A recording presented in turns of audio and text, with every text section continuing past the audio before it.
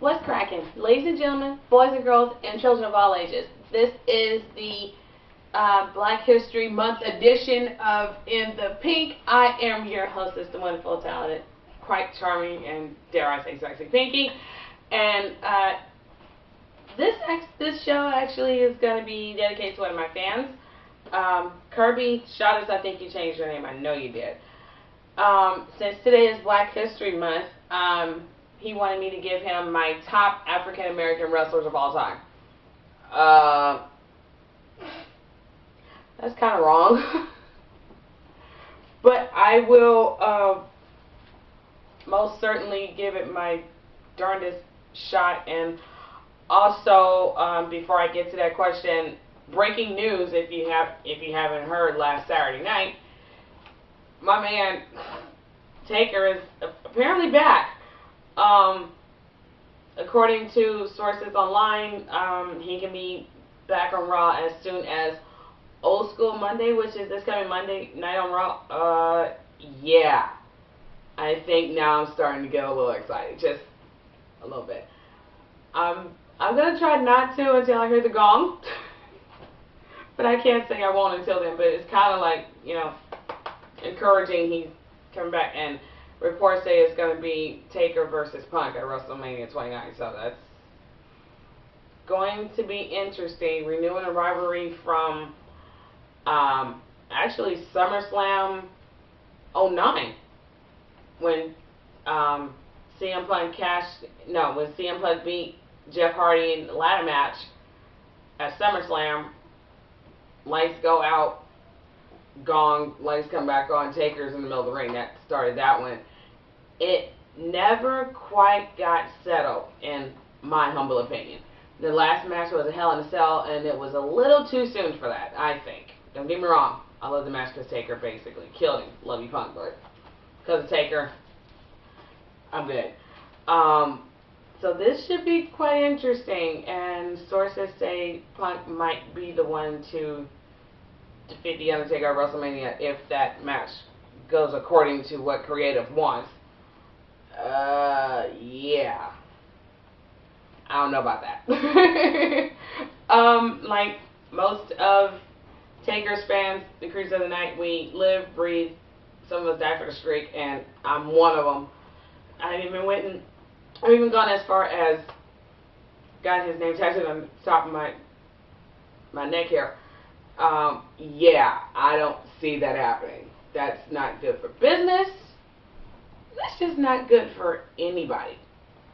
That's a true take release, in my opinion. So, hopefully the reports are correct this time, and I won't feel the need to break down and cry if Taker doesn't show up. But it's getting close to WrestleMania, and instead of having a pay-per-view coming up in March, we actually have storylines all through March leading up to WrestleMania. So there will be no pay-per-view in March this year. Wow. Not for WWE. That's kind of weird, I think. But let's see what happens. I'm praying Taker is really back and not just playing my emotions, otherwise I might cry. Now, back to my question for Black History Month of the day. My top 10 African American wrestlers. This was a hard, or dare I say difficult, list to put together because they're done my research and I know some people who know some people, and I don't know. So I'm going to attempt to give you my top 10 right here. This is live in living color, so bear with me. This is just wrong. Jesus. Oh, okay. My number 10, Mabel, who's done King Mabel, then Viscera, then Big Vis. How many more gimmicks does this guy need before it actually works? And for those of you guys who don't know who Mabel is 1/3 of the group formerly known as Men on a Mission. Yeah. Go back and Google that and see how horrific shit-tastic that was. Sorry about that, but it was true. Number 9, Big Cat Early Lap. I don't know much about him, but from the research I have done, Seemed like a pretty fantastic wrestler. For those of you who might have known who he was, give me some insight, comments right here. So even I know what the heck I'm talking about. But he is in the WWE Hall of Fame for a reason. He is in WWE encyclopedias for a reason. Yeah, so that's actually a good thing. Number 8, and I might get some flack for this one. Jay Lethal from Ring of Honor, TNA, and pretty much all over Southeast. Yeah, that's the young man to be watching. He actually did a Macho Man gimmick for a while. That was pretty funny. Had the neck down and everything. But Jay Lethal is a fantastic wrestler. He can actually fly in the ring, makes you say, "Damn, what happened over there?" Number 7. Yeah, I might get it for this one. Scorpio Sky. Yeah, personal history with that one, with that young man notwithstanding. He is a fantastic wrestler, both as a face and a heel. I happened to encounter him at PWG out here in Reseda multiple times, and became really heated between us back in 2006. That was, yeah, it's on PWG DVD, so get it. Yeah, Scorpio Sky. Number 7, Human Tornado. If you guys don't know who this young man is, you need to Google him. Facebook him, look him up. He's amazing. There it is. To the homie, you are simply amazing, dude. Number 6. Ron Killings. There we go. One of the first black men to hold the TNA title, if I'm not mistaken, before it became Impact. I get some help here from Boss Man. He held the NWA title. Yes, he did. I believe he's the first. Don't think so. Don't think so. Okay, but for the new TNA, I guess you could say back then, he was the first. If you haven't been living under a rock, you know who that man is very well. Thank you, Boss Man, for that answer. Number 5. I am so going to get it for this. Junkyard Dog. I remember him growing up. He was a blast to watch, and he was actually one of the first black wrestlers I ever saw, on TV. It was pretty darn fun to watch him, and kids are barking and crowd chanting JYD. I miss him bunches. He was one of the best ones we've ever had. He's actually trained some wrestlers who have gone on to WWE fame. I'll give you one right now. Number 4, Jazz. If you don't know who that woman is, she's bad. Good Lord, she's actually scary. And while I'm on that, I'm going to kind of give you a part 2 to number 4, Jacqueline.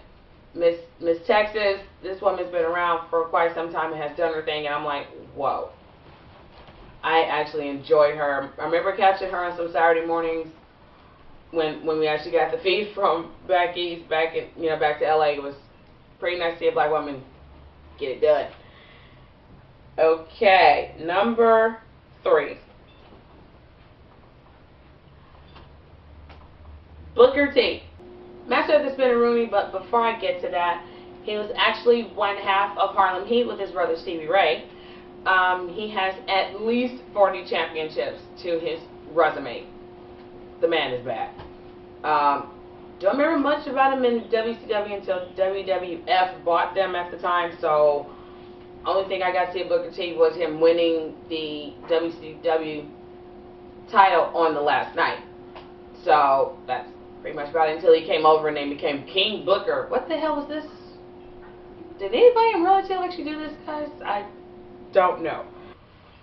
Number 2, Bobo Brazil. I shouldn't have to say anything more. If you don't know who he is, you need to be heard for that. And my number one, Ron Simmons. Farouk. Damn. Yeah, that he is actually credited as being the first African American to hold the NWA world title.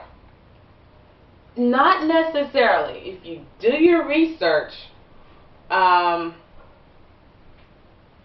good Lord, where is his name? I just had it and I can't remember. Bearcat. His first name is Bearcat. Yeah. He's credited as the first, but he was blackballed due to the fact he didn't want a job to another wrestler, so that's why you don't hear of him very often. But Ron Simmons, Farouk, member of the Ministry, one half of the Acolytes, scared me, but they look like fun to party with, him and Bradshaw. But yeah, former FSU player, and that's my top 10. That's, yeah. If I stepped on anyone's toes, I'm so sorry, but that's just me personally. Give me your thoughts. Let me know your top 10 African American wrestlers of all time. Yes, you can cheat this. It's okay. And on that note, happy Black History Month to all. Yeah, this is a pretty fun day for me. We have a black president for a second term. Yay. Let's hope he can finish cleaning up the mess that Bush left. It's been 4 years. We need another 4, but I'm scared what happens in 2016. So, everyone take care. You guys have a great day. I am your hostess, Pinky. This has been In the Pink, and I'll check you later right here on YouTube, /Renegade Wrestling.